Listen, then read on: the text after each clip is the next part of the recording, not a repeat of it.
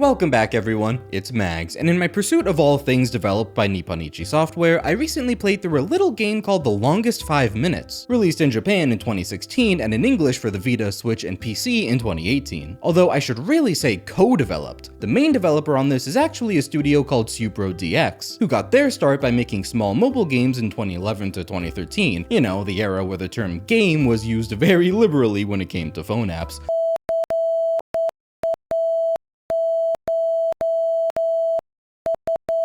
I've never felt more alive. Since then though, they've focused their efforts on adventure games in their own pixel art style, clearly inspired by old JRPGs, and they've released quite a few, although they were all still for mobile and never released in English, with the exception of two that they co-developed with NIS. Destiny Connect, a turn-based RPG inspired by Disney animation of all things, will get to you, and of course the subject of today, The Longest 5 Minutes. In fact, a third title of theirs is about to release outside of mobile as well, nothing to do with NIS. They've been working hard on a new game set to release on mobile and PC this year called Feeling Death, which may or may not have been bankrupting them, and they had to turn to crowdfunding last year to keep going, but they absolutely smashed their goal, so hopefully they can keep going strong. The Longest 5 Minutes definitely takes after SYUPRO-DX's visual style, with a really charming pixel art and sprite animation. It follows the protagonist who's on a quest to defeat the Demon King with his 3 other friends and party members. In fact, they're fighting him right now. That's how the game opens, but during the battle, the protagonist loses all of his memories, who the Demon King is, who all of his friends are, why he's here, the entire quest leading up to this moment, everything gone just like that. So, over the course of the next 5 minutes, he has to remember everything, and the story unfolds through slightly out-of-order flashbacks that piece everything together. His name is literally Flashback? Are you fucking kidding me? That's somehow even stupider than anything Ace Attorney's ever done. And they have a murder victim called Dead Man. Each memory is its own self-contained RPG section where you get to move around, explore towns, talk to NPCs, and fight in random encounters. It definitely brings out the vibes of old school JRPGs like Dragon Quest, but that's it. It's the vibes. The game is by no means trying to be that, but rather to invoke the feeling of it, and that's because the gameplay is extremely light. The unique framing and structure of the game means that there's not much room for gameplay elements to really stick. Since you're jumping around from memory to memory, your stats, equipment, money, etc. don't carry over. It's more like you're watching a playthrough in that sense. You just assume stuff happened in between the story-related memories. The party grinded, got stronger, bought some equipment maybe, learned new skills, and here you are now getting to control that party again and using all the new stuff. It strangely makes the characters feel more real, like they're acting on their own and you're just along for the ride, witnessing their story.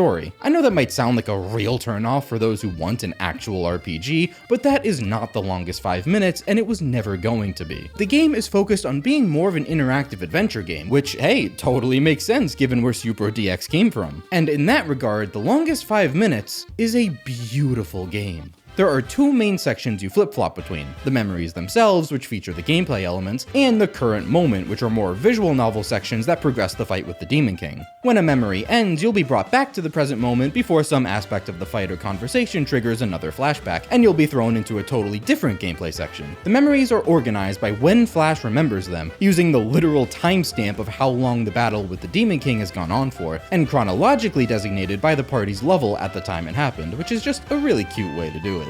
For such an easy game, you'd better damn hope the story and characters are good, and believe me, they are. There are some crazy twists thrown at you towards the end, but it also does a great job at setting up the unique premise and making you curious about all the other characters and how the journey has unfolded. I mean, hell, rattling off all the fun-sounding memories at the beginning that Flash has genuinely forgotten had me feeling some type of FOMO. Besides, there are other characters that become important besides the other party members that you'll want to know about as well, and it pays off immensely with how it all ends up coming together. There's not too much room for them to flesh out the characters a whole bunch, but the characterization that is there is much appreciated. At the very least, it got me to really care about all of them. They constantly banter, and you get to see how close they all really are, which I'm always a sucker for. Now again, the gameplay is light. Your equipment and stats are basically picked for you. You can access shops and buy stuff in memories, but it doesn't make too much of a difference, and again, nothing carries over anyway. And so the fights are all incredibly easy, even the boss fights. You can get by 90% of the time just spamming the normal attack button, but as the game progresses and the my characters gain a plethora of skills, I did have fun experimenting with them, and the boss fights actually last longer to allow you to even do that in the first place, which is much appreciated. The one thing that does permanently carry over stats-wise is a special type of experience you get from killing enemies called re-experience, which does tack on a small permanent increase to your stats per re-experience level. So there is still some merit to fighting, although the bosses are still so easy you might not even want that stat increase, in which case you can spam repel over and over in the overworld and never encounter a single enemy. So like, why do these dungeons exist? I don't care what anyone says though, the boss battles are still worth it. Yeah, they might end in 15 seconds flat, but look at those designs, man. I was looking forward to every single one of them. Like, yeah, put a wine barrel butler in front of me, why not, with that heavenly boss music playing over it. And really, all of the enemy designs are so fun. Like, I don't know why I'm fighting caked up gorillas, but I wouldn't have it any other way. By far, this game's biggest strength is its atmosphere. This is what really made me fall in love with the game. For one, it absolutely takes the piss with parodying your stereotypical JRPG. I would be lying if I said I wasn't cringing out of my skin at first, but hey, you gotta learn to roll with the punches. You got the average big Demon King Overlord final boss right in front of you, all the characters are talking out loud in JRPG terms. It's unbelievably cheesy, but I think that ends up being part of its charm. A lot of it is played for laughs, but it equally captures the more serious, heartfelt images of JRPGs as well. Not only the stunning imagery and music, but the characters bonding with each other, the themes of never giving up, of overcoming hardships, of maintaining a pure heart, of believing in yourself. It's both a parody and a love letter, and still incredibly cheesy, but in the best way possible. The structure of the game makes the game part of it non-committal. There's not much grinding, strategizing, really not much thinking to do at all. It makes for a very relaxing experience. Each memory is a relatively short, self-contained story segment, and it is genuinely nice to just explore the different environments. I never got tired of having a new place to walk around and talk to people in.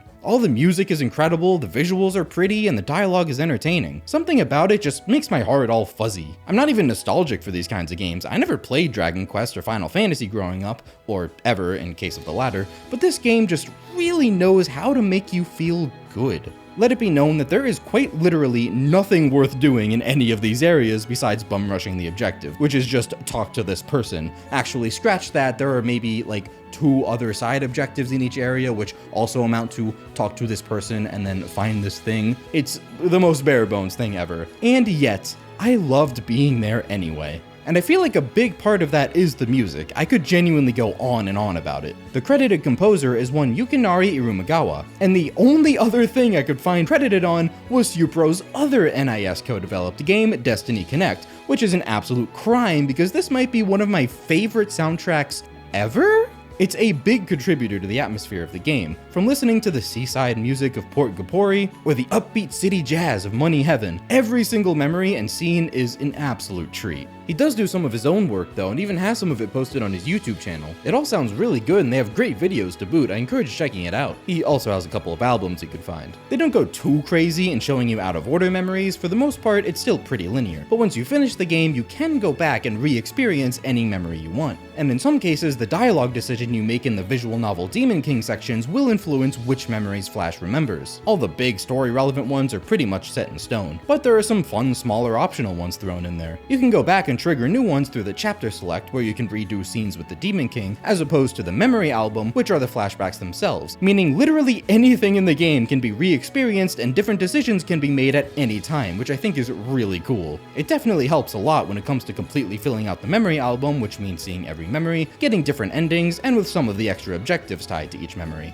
all of which you'll have to engage with for achievements. So even for completionists, you can have a nice, laid-back time knowing that absolutely nothing is missable. And even if that weren't the case, if you just bum rush the main objectives and skip through dialogue, I think this game can literally be completed in a few hours. It's not that long. However, I do want to touch on one other thing, and that's its price point. I often neglect this part because I'm not in the habit of buying, much less making videos on newly released games. Rather, this one, like most others, has just been sitting in my Steam library knowing I was gonna play it someday. It also first came out in English 7 years ago. This game is $20 on Steam, which I'd honestly still say is a bit steep for what it is, but on the PlayStation Vita and the Switch, to this day, this game is $40! That is absurd. You've just heard me gush for who knows how long about how much I love this game, but even I'm not delusional enough to say that this is a $40 game. But regarding the game itself, if you're looking for a more gameplay-heavy RPG, so, you know, an RPG, this is not the game to play. But if you're looking for a more relaxing, easy-to-digest experience with a great story to boot,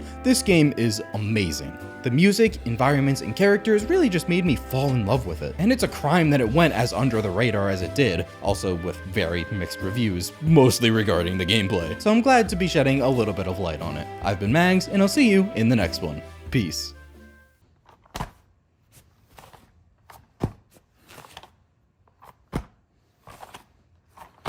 Yeah!